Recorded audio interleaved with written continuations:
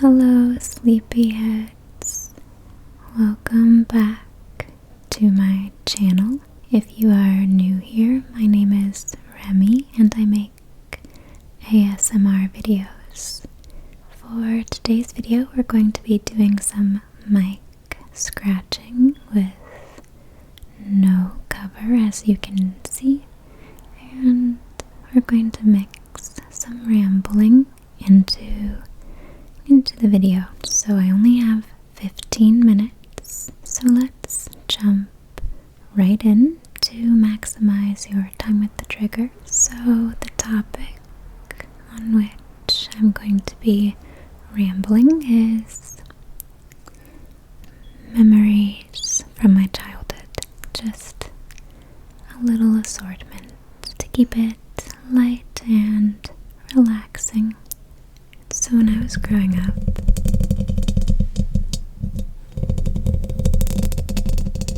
I had a best friend who lived just a couple blocks away, and her mom would watch us some afternoons while we had a play date, and a lot of the time her mom wanted us to find something to do out in their relatively small backyard. She could keep an eye on us through the windows, through the glass French doors at the back of the house, while she took a phone call, attended to her, grown-up tasks, grown-up goings-on.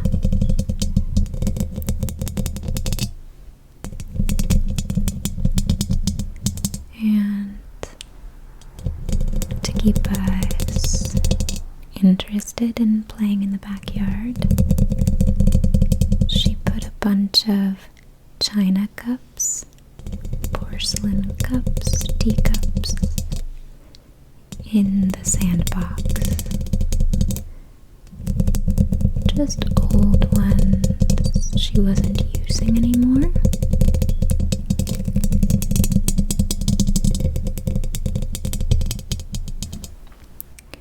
Like, I specifically remember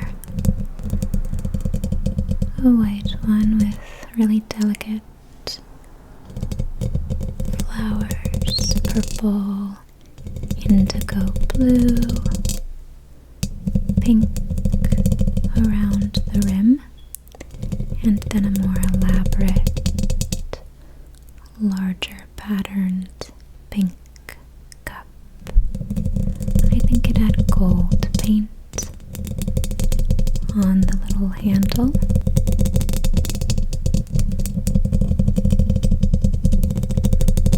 And it was fun to scoop sand into these cups, make little cakes. If you've never made a sandcastle out of teacups instead of buckets, using those as the mold, you're missing out. It makes a very different kind of castle, but some of the cups were kind of scalloped, like kind of a seashell design.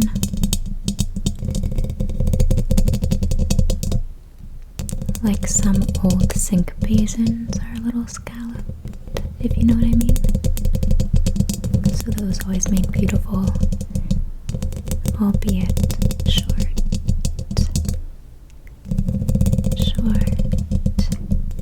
towers.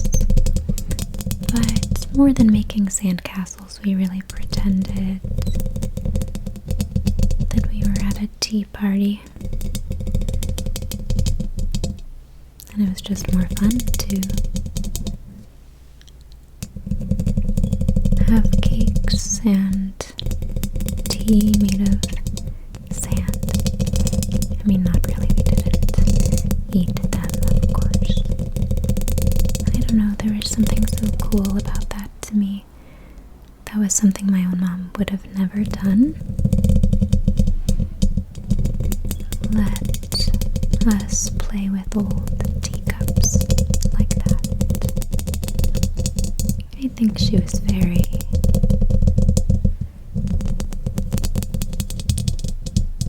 I don't know, the only tea sets she ever bought were really nice, and she would never have let us do anything like that. So I think these were old cups that my friend's mom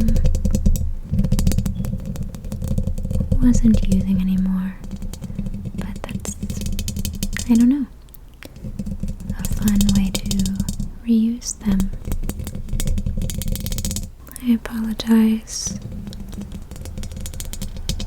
for these sirens.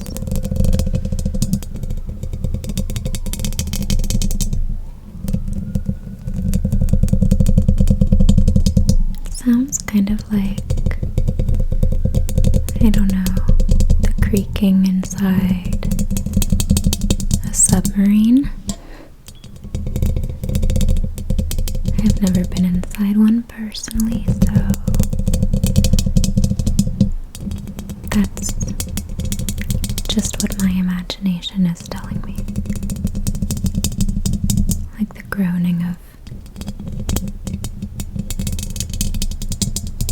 pipes under pressure.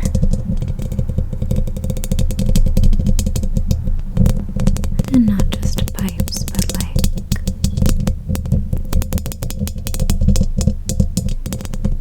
all the seams of the vessel.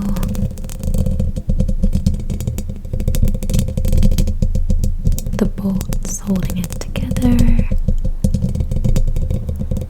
The metal walls. You know what I mean? I don't know. Just the first thought I had. So, in my friend's backyard, there was also a koi pond. It was a small yard, but lots of cool stuff packed in. And it wasn't a proper koi pond, you know, in the ground.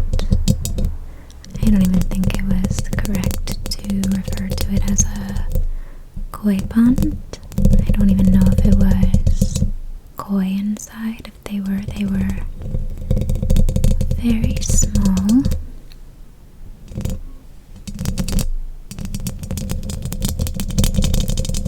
But now that I think back, I don't think technically it was a koi pond, just because of how it was set up. It was just some fish they kept. Maybe it was a koi pond. It's hard with really old memories. I'm like, was it in a big bird bath? Or am I conflating the memory of our bird bath and how I wanted to have fish in my backyard like my friend did? Maybe it was envy that made me think, oh, fish in a bird bath. Because we did have a stone bird bath. In two pieces, it was the basin and it just rested on top of a pedestal in the middle of a random flower bed in the middle of our back lawn. And there was a little cluster of tiger lilies.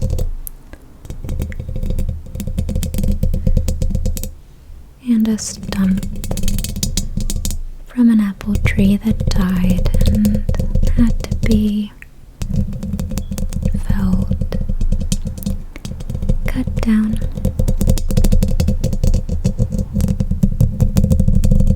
There was also an empty root, a hollow root from the old apple tree, and I would stick little rolled up notes in it for my friends to find, or just to keep a little secret for myself in some game I was playing. But anyway, back to my friend's fish pond in her backyard. I do think it was actually in the ground, because now I'm remembering little plants that were alive, that were real and alive and growing in the silty floor of this pond. But I do think it was, built above ground, like a big square plot, not too big, maybe 3 feet by 3 feet, similar in dimensions to the sandbox. Okay, so now I'm wondering if I'm conflating the memory of the sandbox. One way or another,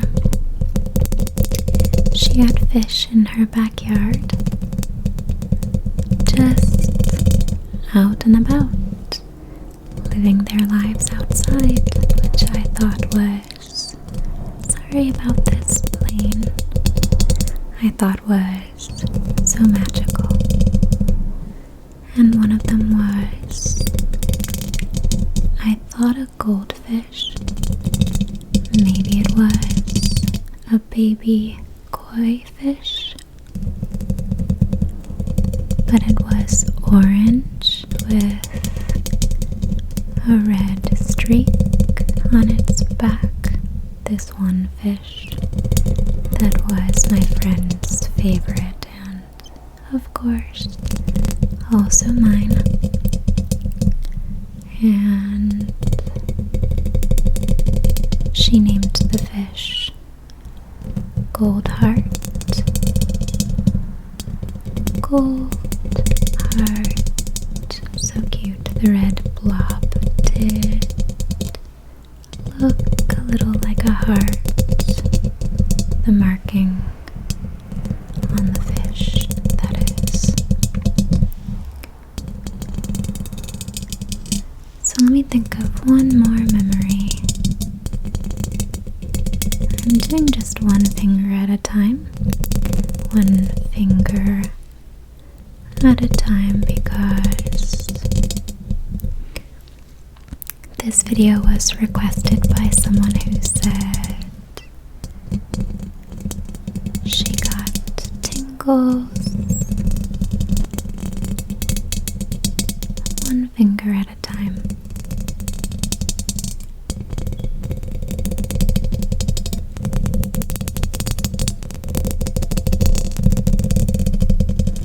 Let me know if this is still a good trigger for you, if it was different in the last video somehow. Maybe my settings were different. Maybe you like less talking during after all. Just let me know.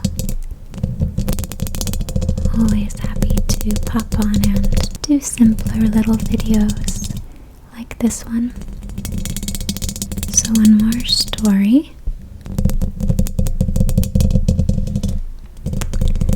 Another thing I really liked to do as a kid, I loved to eat ice cream. My favorite flavors to eat at home, because that's a different thing than what you would get at an ice cream shop. But we would have lots of mint ice cream, and coffee ice cream. And for a while the mint was my favorite. Now coffee is my favorite. But I loved the really fresh, icy, white mint flavor that Briar's made, more than that fake green, fluffier, creamier kind that Dryers or Dyers or something like that made. And I would put it all in the bowl. I would scoop it out into a bowl, and then while it was still firm, I would flatten it into a kind of cake and cut it up into pieces and play this strange imaginary game with myself where some villain was not allowing me to have any of the cake. Kind of like Trunchbull in Matilda saying much too good for children. And then my imaginary friend and I would tell ourselves we were only going to have one piece, but then one piece more and one piece more of this ice cream cake or pie I'd made. And soon it was all gone. I don't know what the point of the game was. I guess just the human drama. And other times, of course, it was a kind of medicine. Okay, that's all I have time for today. Feel free to leave feedback about the pace, the mic settings, the combination of soft speaking with this particular trigger. I really do aim to please. Sorry, that was a little close. I really do aim to please. So thank you all so much for watching and listening. I hope you get lots and lots and lots of good REM sleep. And as always, I hope all your dreams are sweet